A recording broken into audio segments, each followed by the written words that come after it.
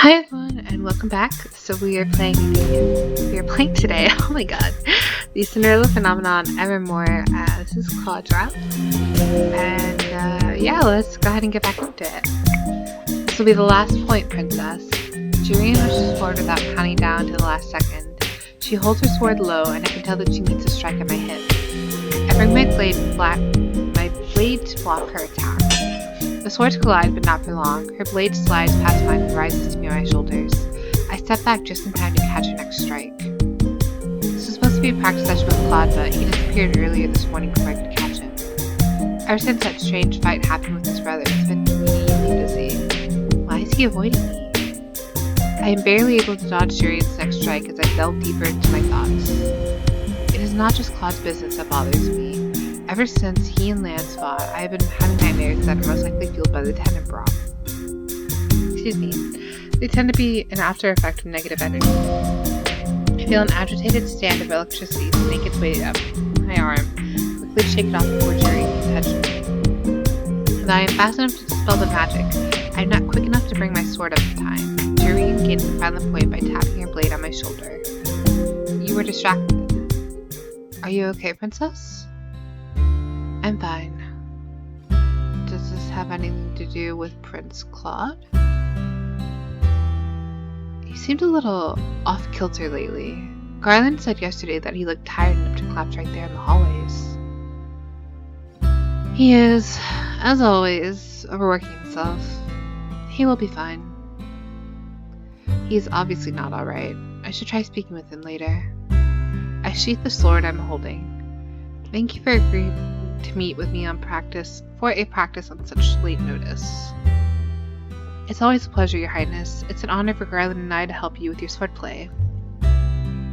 After sheathing her own sword, Jurian and I make our way over to the tree stump where we have stored our supplies. The last items we pick up are the flowers resting carefully at its base. We make our way silently through the trees and into a clearing where a simple gravestone lies illuminated in gentle sunlight. Jurian heads over to the gravestone first and sets down her flower. Hello, friends. Oh no. No!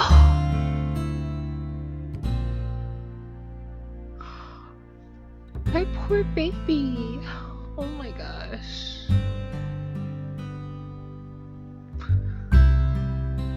Dang, this is gonna be so hard in the other chapters or the other playthroughs where it's gonna be like certain people are dead. No, I'm not ready for that. She smiles as I set down my lily. I take a step back to look at the gravestone, which has Fritz's name and title engraved into it. Fritz. For a few moments, I was stuck staring at the gravestone in quiet contemplation. No matter how many years pass, I will never forget the smile he wore on his face as he died, or the apology he uttered with his dying breath. After everything that I did, the least I can do is visit him here once a month to pay my respects. Normally it is Claude that is here to pay his respects with me. I lean down beside the gravestone and speak to Fritz briefly. It is a small thing, just a simple prayer for him. Jurian does the same. When we are done, I bow my head slightly and whisper, I hope that you are happy wherever you are, Fritz. I did not expect to be getting so emotional right now. Oof. That's how you can tell it's a good game, that like when it can play with your emotions like that. After we are done, we head back to the palace together. Our time together is brief. We both have our own commitments for the day. Jurian has night she must supervise, and I have an obligation to meet with my father and the counselors. After exchanging farewells at the front gate, we both go our own ways. Much to my surprise, the throne room is devoid of the usual advisors when I enter. The king is seated at the head of a mostly empty table. Claude is the only one that sits beside him. The two of them pause in their conversation to look up at me. Claude flashes me a sheepish smile. I scowl back at him. The king looks between the two of us quizzically, but does not comment as I take my seat on the opposite side of the table. I thought this was a meeting to discuss the implementation of a new law. Where are the counselors? Father just smiles at me. There's a change in schedule. It turns out the law we were meant to discuss today has not been appropriately plotted. The counselors were meant to have proposals ready today, but I concluded that many of them were not aptly prepared and thus decided to reschedule. The disorganization is astounding. It does not matter. The meeting has already been rescheduled for a time that is more convenient for everyone. Seeing as this time has opened up, I decided to reserve it for both of you instead. Oh my god. Can't speak. Father turns to regard Claude. Have you given any thought to the situation I posed yesterday? I have. Situation? I know Claude and my father meet on a regular basis for special meetings, but Claude does not tell me much beyond the fact that the king usually tests him in some way. Claude turns to look at me, his expression solemn. The king gave me a hypothetical scenario a few days ago and told me to come up with a solution to it. The situation was this. A threat to the kingdom of 𝓢𝓲𝓬𝔂 stands at the outskirts of the country. The threat is a group of dangerous witches. The word forces me to reflect on 𝓢𝓲𝓬𝔂's current situation. The tension between witches and humans has significantly decreased over the past few years. There are still undoubtedly corrupted witches in our midst. It does not matter that the fairy tale curse does not exist anymore. There are still witches who use their magic to threaten humans. I have been trying my best to settle these affairs as the 𝓢𝓲𝓲𝓬𝔂, but even my influence is not all powerful. I suppose the king's scenario isn't inappropriate given the kingdom's current social climate. I think that, but I still cannot help but feel my heart sink at the thought. If Claude tells me I should not blame myself for these incidents, I cannot help it. Even though I'm being helped by a lot of people, it is still my obligation to speak with the witches and smooth out the tension between them and humans. I shake my head as if physically dispel the thoughts of my mind, then turn my attention back to the conversation at hand. In this scenario, the witches have already harmed some of the citizens.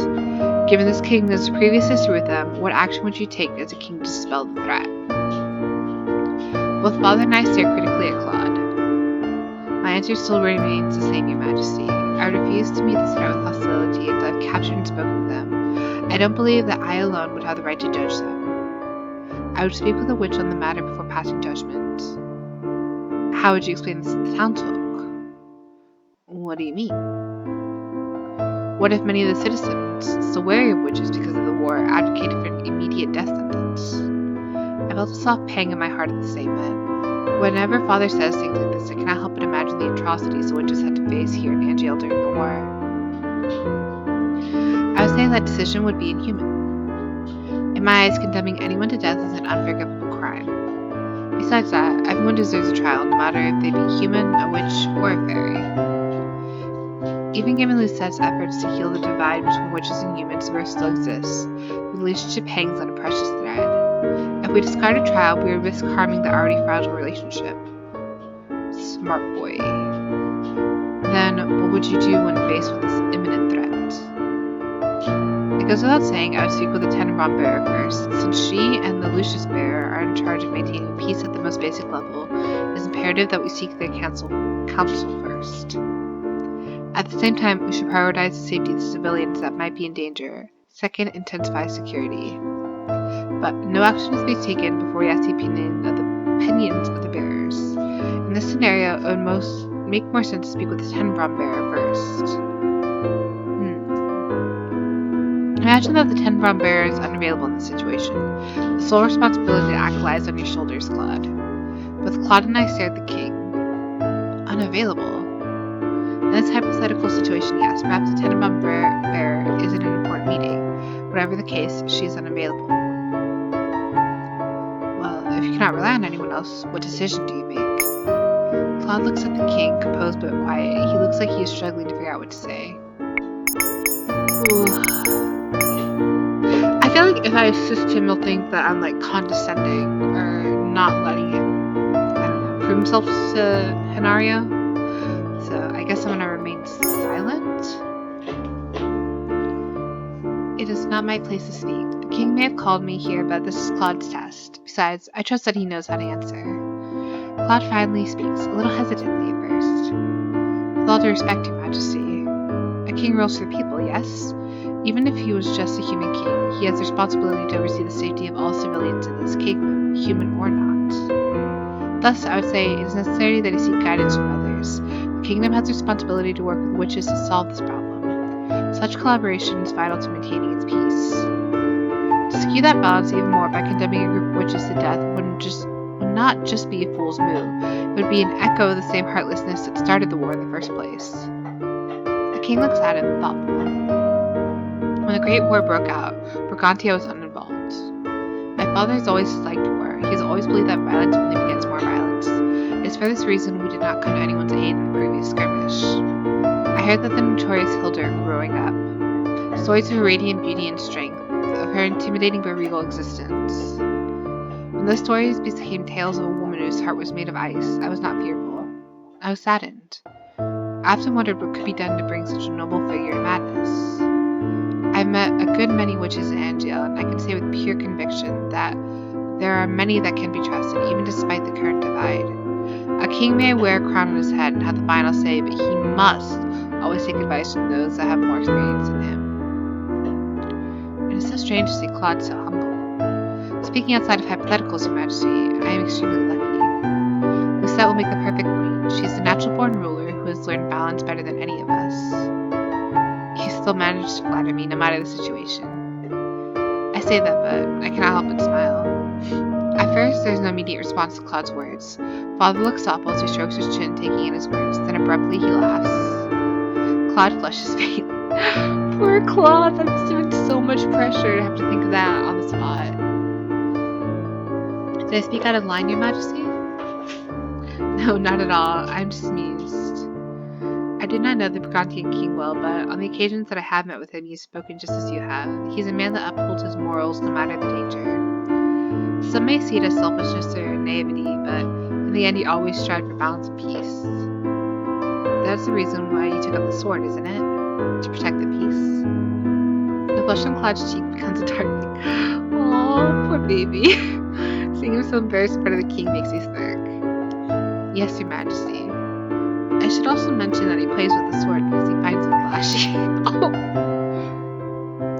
Dang, she's really calling him out. 𝓢𝓹𝓲𝓬𝔂, darling. The king laughs before waving the comment off with a smile.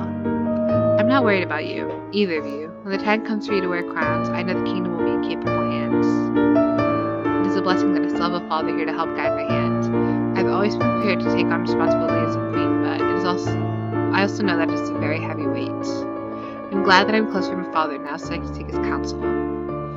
The two of you are excused. Your Majesty?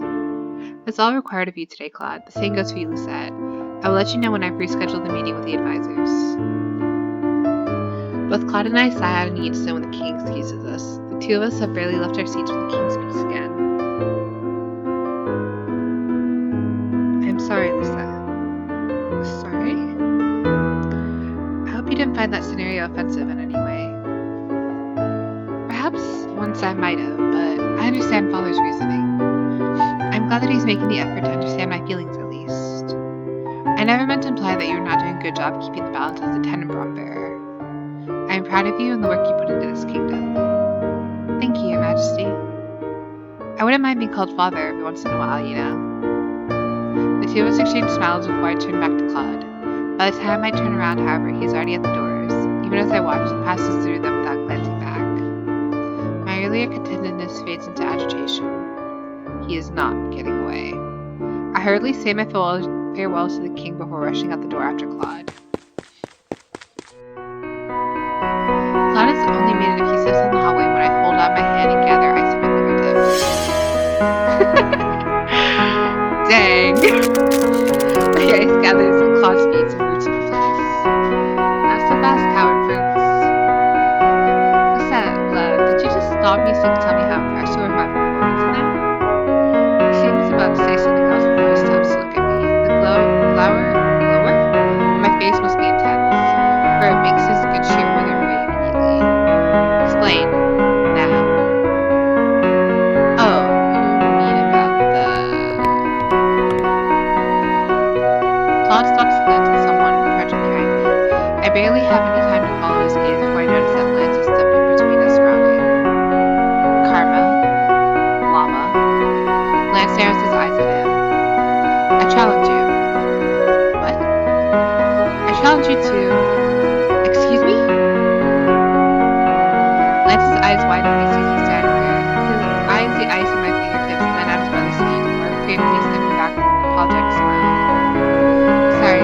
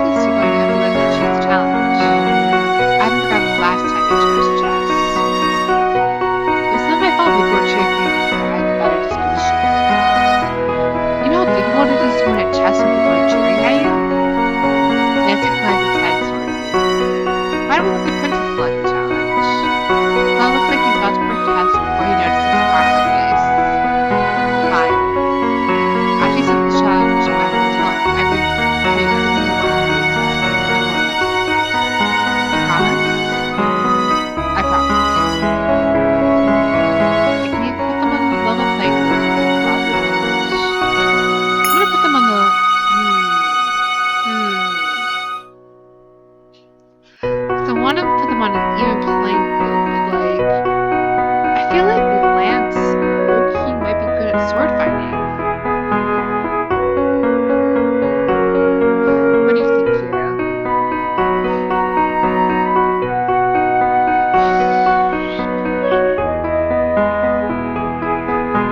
I'm gonna go with chess. But Lisa, I cannot imagine why you would play with an audience in the first place, but there should be no problem with the two of you just play with each other. But Lisa, an audience is always necessary. I agree, victory is no fun unless you have an audience there to witness Lisa's defeat. Two men glare at each other. I stipple a sigh. Fine, if I'm not enough of a witness, then we will have Ron and Emily there as well. Fine, but no cheering allowed. I have no complaints, except your challenge. Now, I just somehow need to convince Ron and Emily to be there. Good. Now that you two have decided on a challenge, we're done. Now, if you don't mind, Lance, I have business with my fiancé. Lance bows his head politely at me. Of course, thank you for your assistance, Princess Lisa. He flashes his grateful smile before turning away, not even bothering to say anything to his woman. Once Lance is gone, I turn to Claude for my eyebrows raised. You told me before that you'd promise something between you and Lance. Tell me that what has been bothering you. You've been insisting that you are fine when you're not, and because of you, I've been having nightmares. Huh? Lisa, I had no idea. I apologize. You're sorry, then tell me what was wrong. Claude nods his head slowly. After discovering the answer this week, I have to be When we return, I take a seat by the window while Claude makes himself comfortable at the piano bench. As always, you're trying to run from your responsibilities. I must disagree with you. I have shirked no responsibilities. But you have. You have a responsibility to tell me when something is wrong. We made a promise 2 years ago that there would be no more secrets between us. Oh, then what of you helping my brother with his lessons? Why was that a secret? It was not a secret, it just never came up in discussion. Oof. I had to force myself to look at him confidently. Even I cannot help but feel that I am making excuses for myself. Perhaps keeping this promise is harder than I thought. Claude just stares at me skeptically. After a few moments, I sigh, defeated. Fine. I'm sorry, but at least that secret does not impact my mood so severely. For a few moments, Claude only looks at me quietly. He looks somewhere in between melancholy and thoughtful, almost like he is lost in his own reverie. When he finally does speak, he looks calmer. Allow me to start off first by apologizing. There are 2 reasons I've never said anything. The first is simple. I had thought that these feelings I had would be fleeting. I didn't expect them to cling to me so persistently. And my second reason, he sighs. Every person has a share of pride. I know what I'm feeling is petty, which is why I would have rather not brought it up to you. I furrow my eyebrows at Claude. Claude, you know you can always talk to me. I'd rather you tell me things openly without me having to pry them out of you. Unless you'd rather I shock the truth out of you. A small strand of electricity travels on my arm on accident when I say that, but Claude seems to think I have called it on purpose. He shrinks back. Aww. I think I'd rather not make you angry. Last time you irritated, you sliced off my... So that's what happened to his hair. He puts a hand absently to the back of his neck and grumbles. You deserve that. Turning your back on someone during a fight is antagonizing. Claude sighs. I'm sorry, I'm just in the habit of keeping things secret. I've told you before that my father and mother are all about appearances, haven't I? Father believes that keeping things to oneself is a good way to show self-discipline and control. I've always lived by those words. It wasn't until I met you that I began to realize how important sharing the truth was.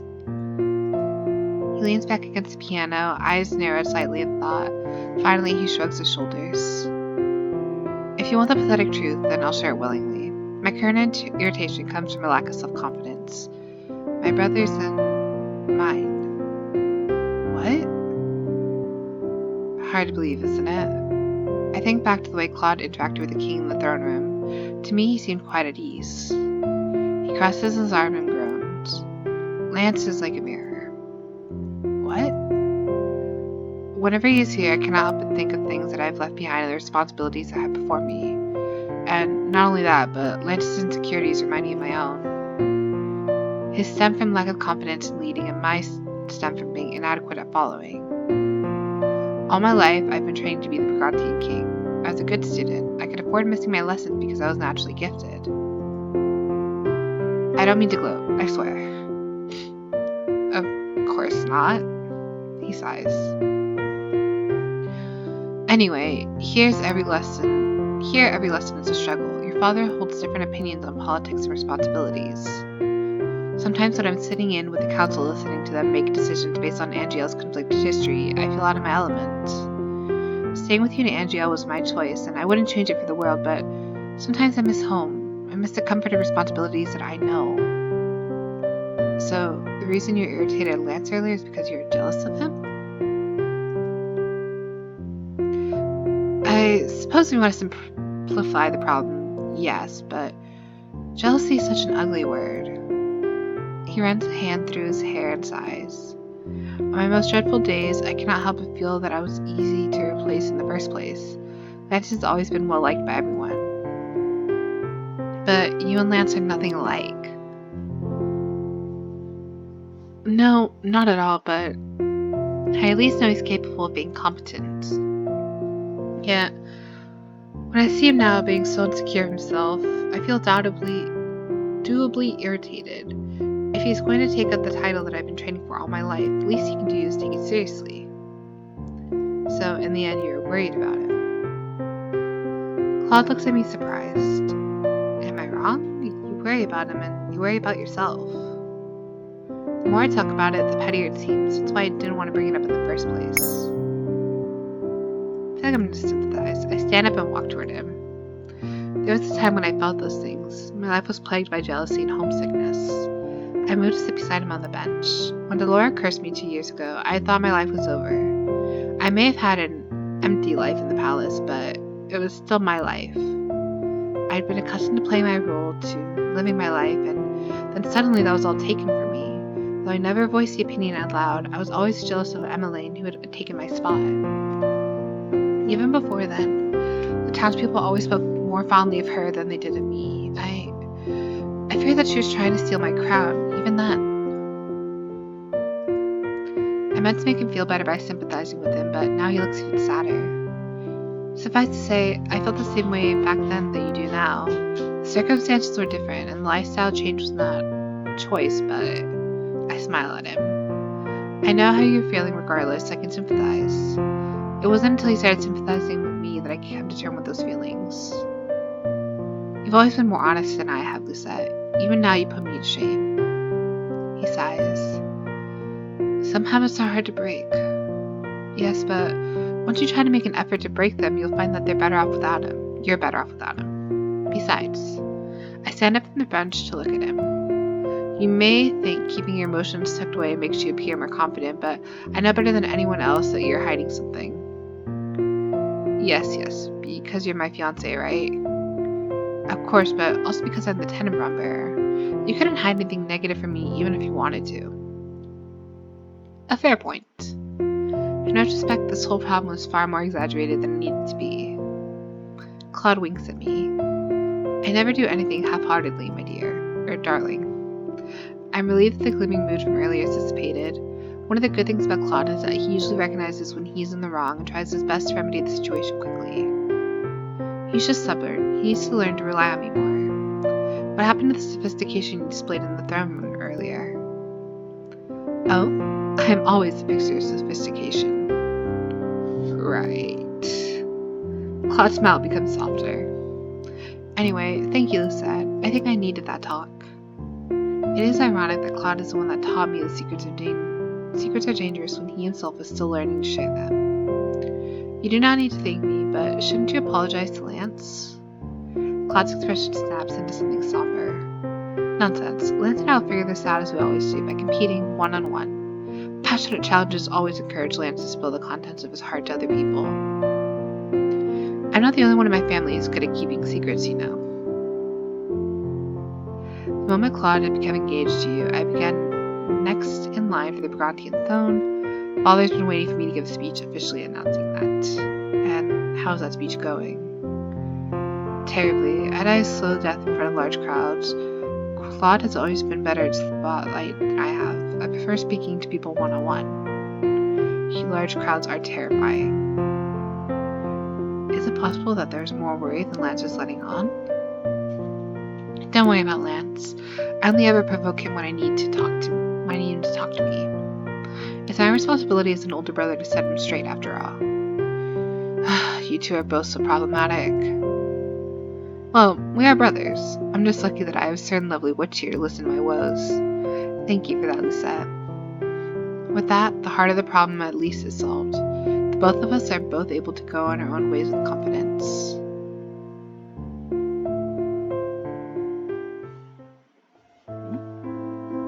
Things have finally winded down for the day when I make my way back to my bedroom. I'm almost there when I stop seeing two familiar faces. Oh, 𝓢𝓹𝓲𝓬𝔂. Good evening, Princess 𝓢𝓹𝓲𝓬𝔂. Both Emmeline and Lance smile at me. Hello, Emmeline. Hello, Lance. I'm glad to see the two of them curious. Oh my gosh, are they gonna start dating? That'd be really cute, actually. Are the two of you on some nighttime stroll? Oh no, Princess Lance was assisting me with a dance lesson. Dance lesson? Normally Rod helps me with dancing, but since we've been learning a Burgundian style dance this week, I had Lance assist me instead. In exchange for the extra dance lessons, Emmeline has been helping me with some other things. Other things? Are you heading back now? I am. I saw Claude pass by earlier. He seemed in better spirits than before. Lance's expression darkens at the mention of his brother. Karma. Emmeline looks at him curious. Oh, right, you had that challenge with him in a few days. It seems that they figured out a time then. Lance narrows his eyes. I will destroy him. Oh my. And here I thought Rod and I were competitive. Anyway, we're gonna head out now. Good night, 𝓢𝓹𝓲𝓬𝔂. The two of them pass me by, and I continue on my way to my bedroom. First thing I see upon entering the room is Claude standing in front of the wardrobe looking deep in thought. He mumbles lightly and casts a glance over his shoulders at me as I enter. What? No knock? Not when this is my room. No. He pauses briefly, his eyes fixated on me for some reason. Without even realizing, I grasp at the pendant on my neck.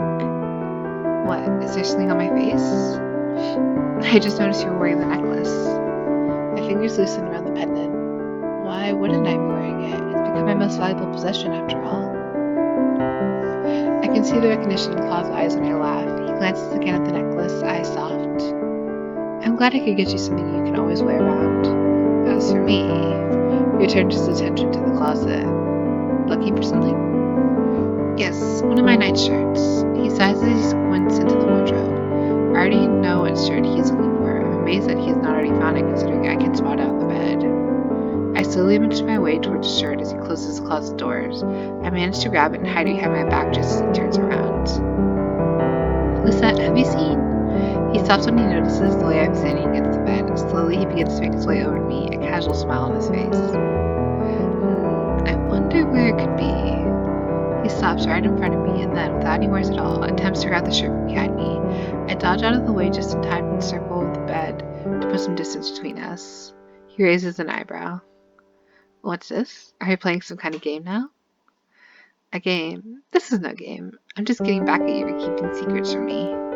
I try my best to frown at him, but to no avail. A smile keeps coming back to my lips, no matter how much I try to force it off. Perhaps if you ask me very nicely for the shirt, I shall return it. Claude takes a step forward and lays a hand on his chest.